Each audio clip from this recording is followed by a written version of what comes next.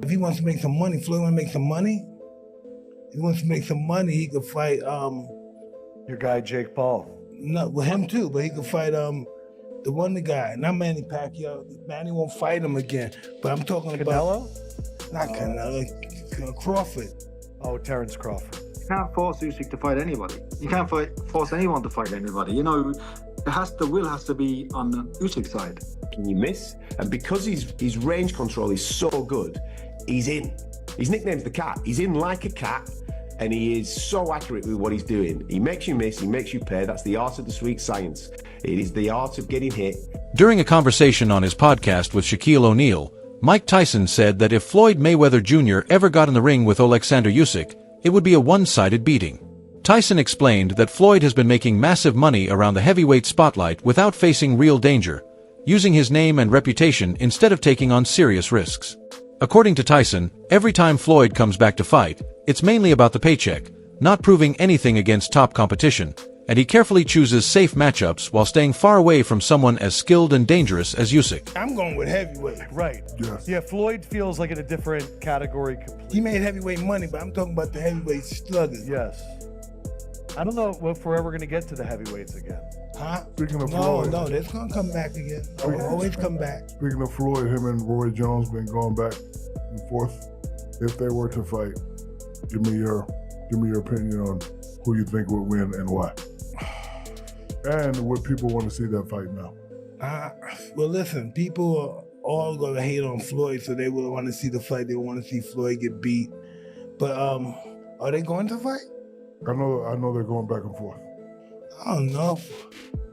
Yeah, I don't think they would matter. If he wants to make some money, Floyd want to make some money. If he wants to make some money, he could fight Your guy Jake Paul. No, with him too, but he could fight the guy, not Manny Pacquiao. Manny won't fight him again.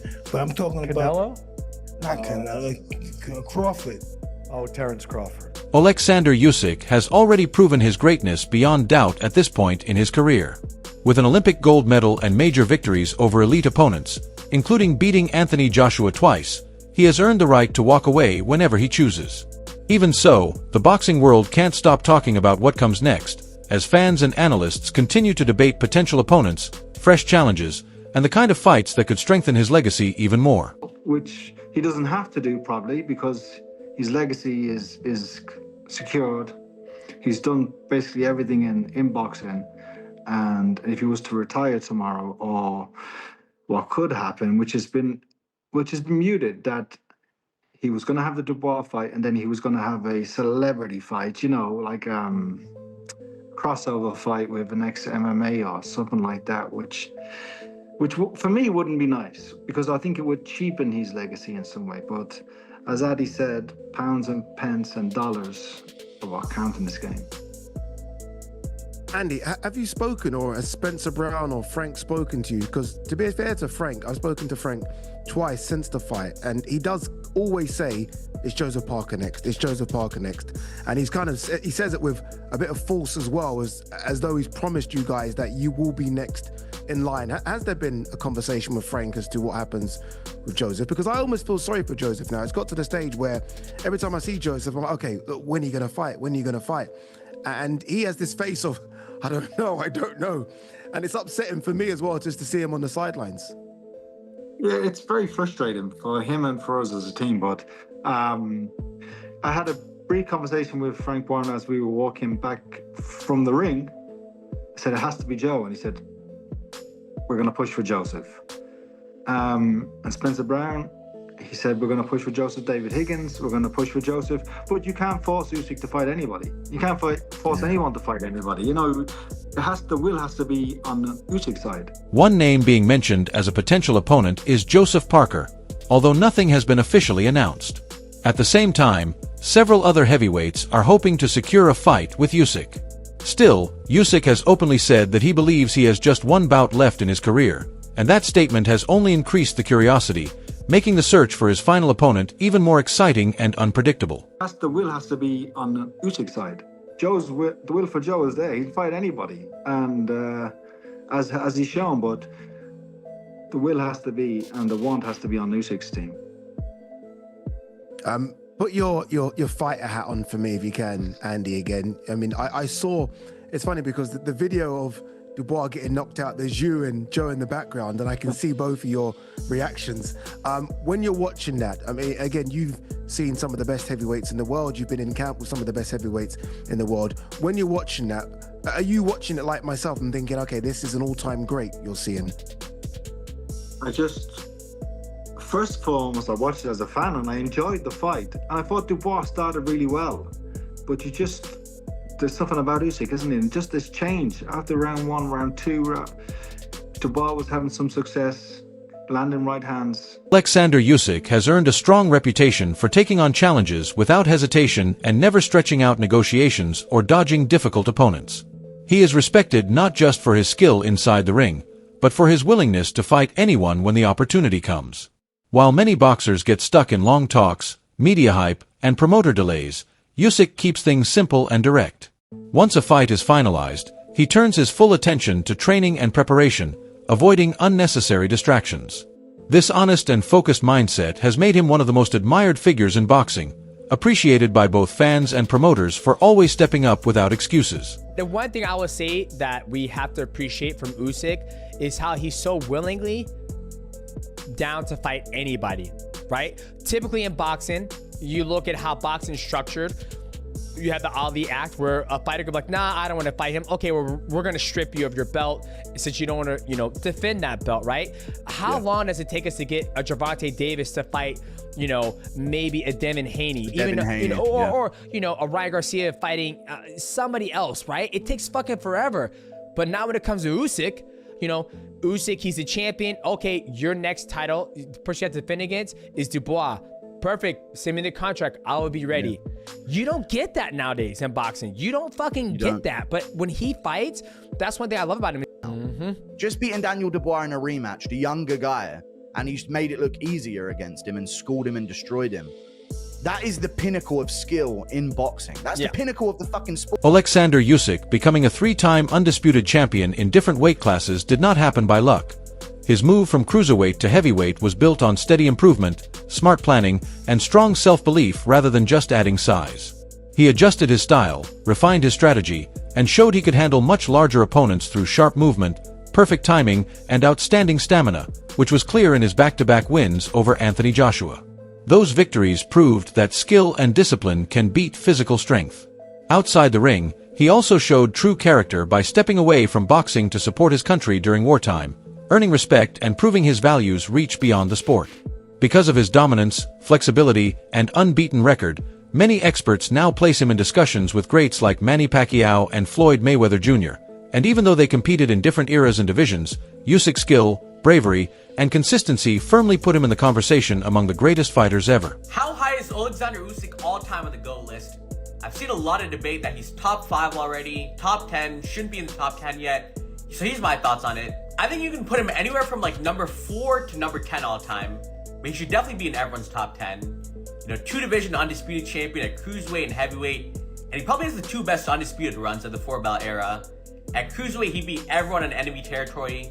Glowacki in Poland, Briedis in Latvia, Gassiv in Russia, Bellew in the UK. At heavyweight, he beat all the Brits, mostly on enemy territory twice. Joshua twice, Fury twice, Dubois twice. Of that post-Mayweather Pacquiao era, I think he's definitely the greatest. Now, I have Usyk number 8. For reference, I have Floyd 1, Manny 2, Ali 3, Robinson 4, Duran 5, Leonard 6, Roy Jones 7, and then Usyk at 8. I know there's a whole debate right now about Usyk and Ali. Of course, Usyk's more skilled than Ali, but I think Ali's resume is greater, which is why I have him higher.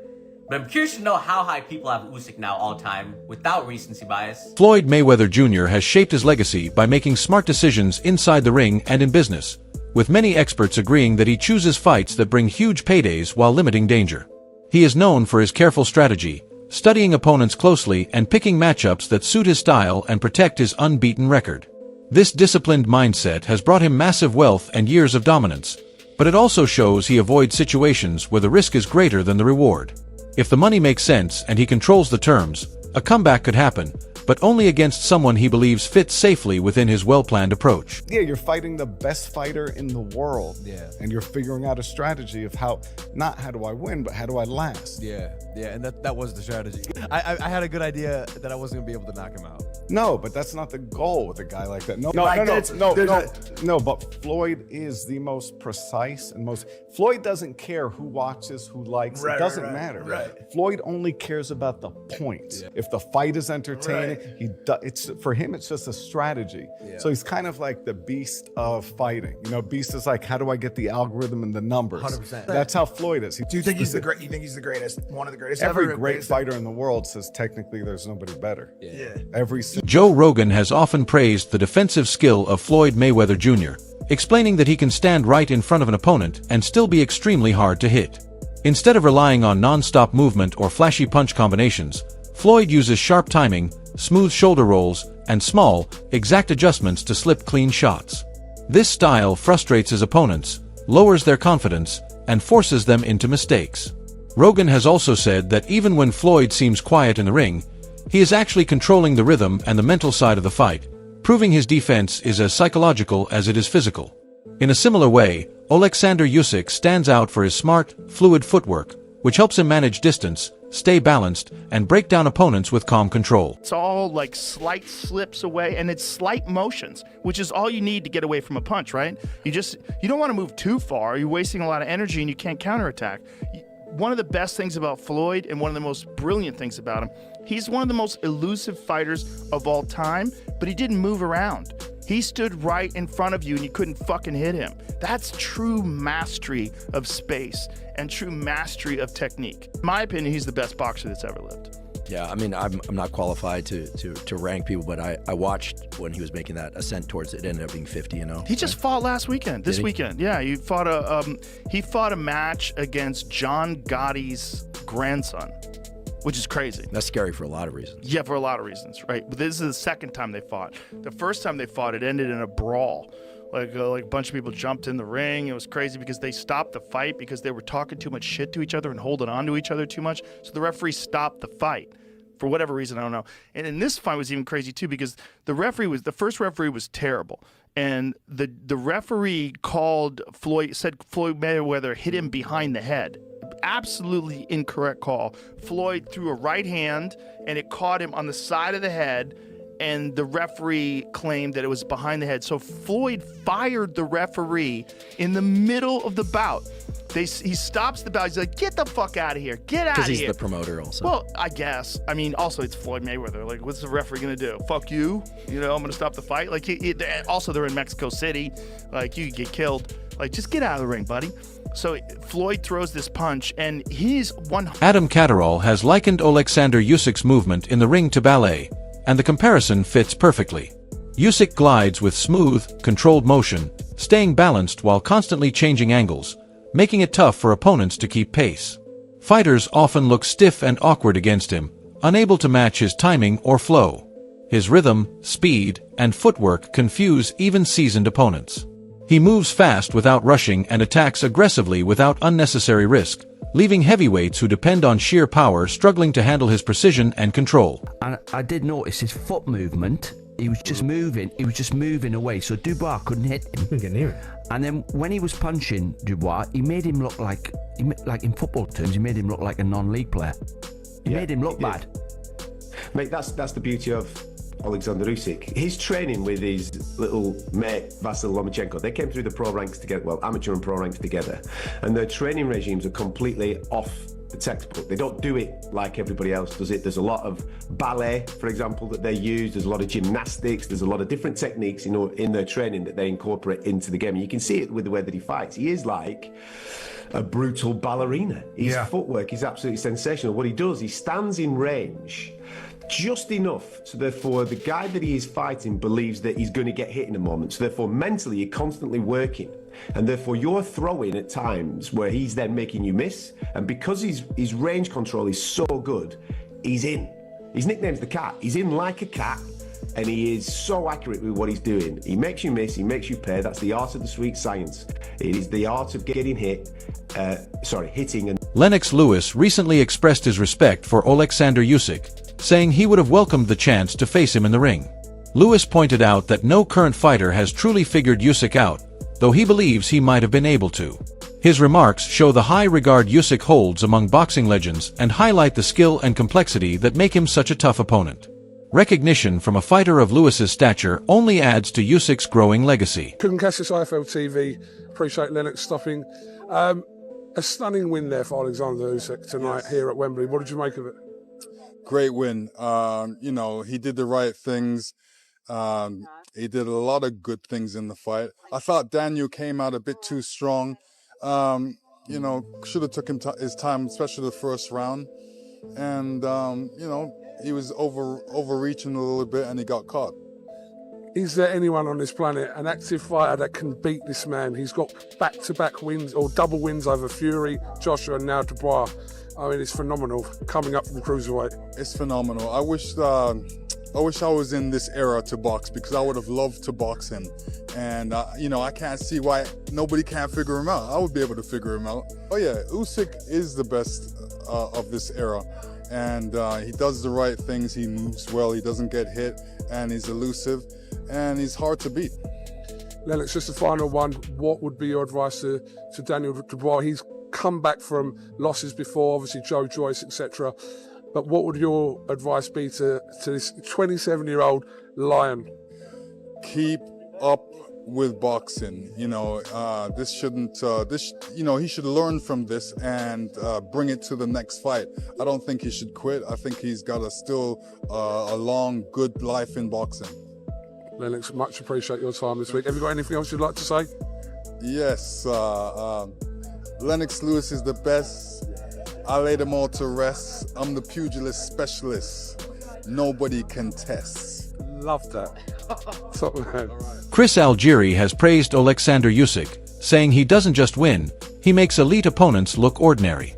Usyk's mastery of distance, timing, and strategy puts him well above most heavyweights today, and Algieri believes no current fighter truly threatens him. His success comes from intelligence and skill rather than raw power, combining calm, precise movements with full control, frustrating even the toughest challengers.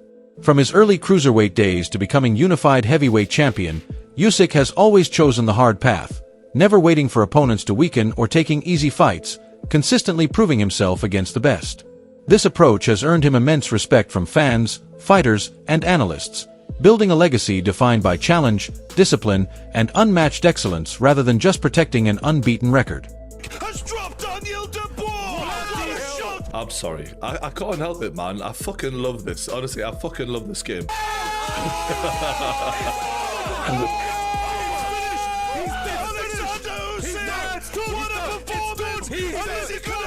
He's missed it! It's over! It's over! Impossible time! Fuck me.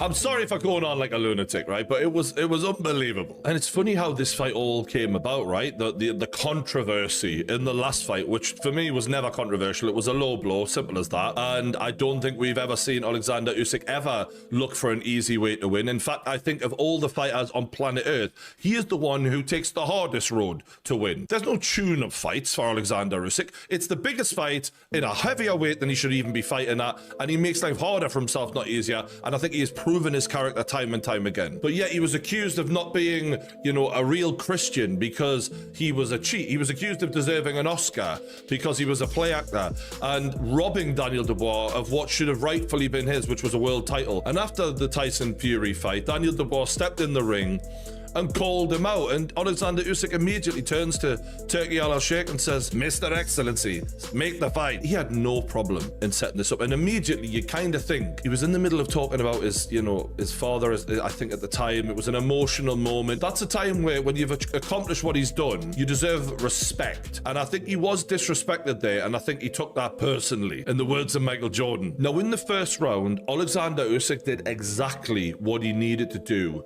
to Daniel Dubois. Daniel Dubois coming in with a load of confidence, wanting to be the aggressor, wanting to be the dominant bull that he was against Anthony Joshua. Paulie Malignaggi praised Oleksandr Usyk after one of his standout fights, calling it a perfect example of modern boxing mastery.